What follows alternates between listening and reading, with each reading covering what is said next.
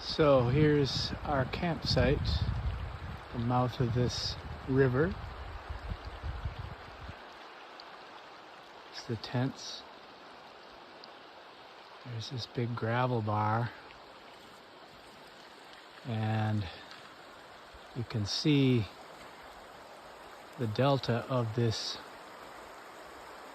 river coming into the Noatak.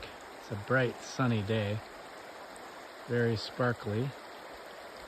And this is where I've been catching fish this morning. Here's what I've got so far. 2 Dolly Varden and 2 grayling. They were fun to catch. All 4 of them were fun. I caught them right out there on that eddy line between the Noatak and this clear water coming in from this river. Great fun.